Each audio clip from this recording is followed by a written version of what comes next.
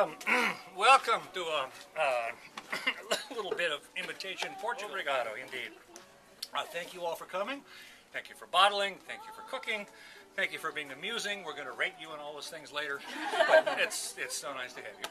We are running today a kind of a 3, 4, 5 ring circus. Because we're running this multiple ring circus, there's a bunch of palaver. We'll try and keep it, and you're allowed to chew quietly. That's okay.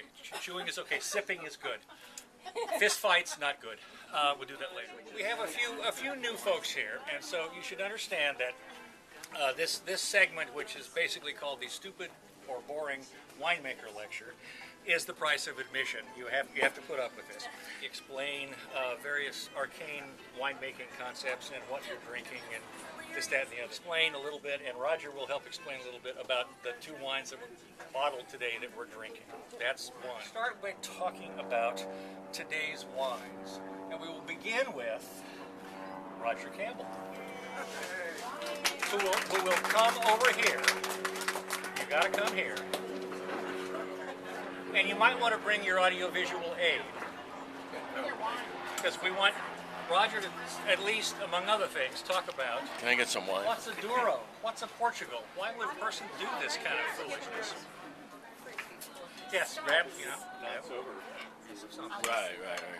Well, I'll let Tim do all the technical details. There's just one technical detail. Right. Okay.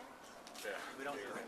And what was it? What do you call it? The magic or the science fiction? The science fiction Yeah. part. We'll get to the science fiction in a minute. So I made this just a visual aid. The grapes are they're Portuguese style. So this shows you where they would come from if they were indeed Portuguese. This shows you where they actually do come from, Lodi. So yeah, I'd like to thank Tim, Nancy, and Ruffy for putting up with us. It's more commonly known as Tempranillo, which is the wine grape from Rioja, blended with 2 other Portuguese varieties, Tinta Franca and Tinta Nacional. And then these same grapes are put into the port, which is a sweet and fortified dessert wine, which we'll get to later. And we're also in the Douro Pinco Rosé. Right. Same blend, different styles. Right. So this wine, you know, sometimes you make wine and it goes easy. You crush the grapes, you throw in the yeast, you press the juice, you let it finish fermenting, you put it in the barrel, let it sit in the barrel for a while, and you bottle it, and everything is fine and easy. You know, a lot of winemakers say, oh, we just let the wine make itself, you know, non-intervention. Which sometimes but rarely is true. Anyway, this wine was a problem child from the first. We had to intervene, otherwise we'd end up with crap. 30 gallons of something. I don't want them to sound too extreme, because we really don't intervene chemically or otherwise with our wines like any big factory wine place would. This is really pretty authentic wine. The thing I wanted to say about it is it really is rustic in the best sense, authentic wine. It's like wine, all wine used to be made like this before probably 1940. And that is small, non-industrial, non-standardized. Local grapes, yeah. Local terroir. You know, nowadays there's way too much swing, I think, toward this industrial wine. It's, you know, it's all the same. It's factory. I'm from Massachusetts. Here's to Ted Kennedy. And thanks for coming. So all these grapes in all these wines, in the Pinco, in the dry Douro, in the port, all come from a grower in Lodi named Ron Silva. That's his Portuguese. That's like Smith in Portuguese. And who grows, is a very good, careful grower, and does a lot of specialty crops. And you will find his grapes showing up in 2/3 of the boutique Tempranillos in California come out of his vineyard. as well as the port grapes, as well as Cinsault, as Counoise, all these kind of obscure Rhone grapes. That's his niche. In a vineyard that he calls Sylvas, the dry Douro red, what we're drinking now, is the one that required the science fiction intervention. So I'll try and keep this simple. Tempranillo in Spain, Tinta Roriz in Portugal. It's one of the few grapes they have in common. They mostly think each other's grapes are shit, but they like this one.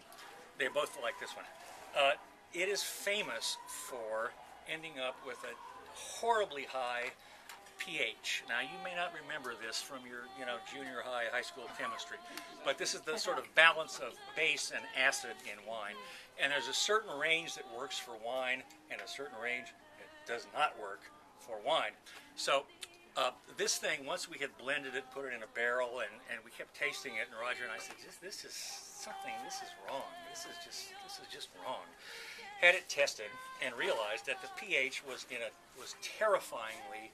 The problem with that is it turns into a petri dish, and it's a microbe farm. So this is not good. So I was talking to Tom Coyne, a winemaker in Livermore. Some of you know Tom Coyne. His wines, makes really good wine, and is a former chemical engineer. And he said, you need my magic ion exchange machine. I said, say what? I said, oh, trust me on this, Tim. Okay. So what he has, you saturate a membrane or a medium in a tank with something very, very acidic, and you pump your wine through, and it comes out the other end. And what happens is, not to get too technical, it pulls out potassium ions, which is what Tempranillo just sucks up potassium. Takes out potassium ions, puts in hydrogen ions. That's what it does. The result is big drop in the pH. So Nancy and I took 15 gallons of this barrel out there, ran them through Tom's machine, put it back in the barrel, and within 5 minutes, it had deeper color, it had a huge nose, it tasted like fruit, it was chemically stable. Anyway, so that's the science fiction intervention that saved this wine. And made it great. And made it pretty tasty. Again, the deal on these wines, from the rosé to the Douro to the port, same 3 grapes in slightly varying proportions in different styles, which is part of the fun that we try to have here. Tim, you should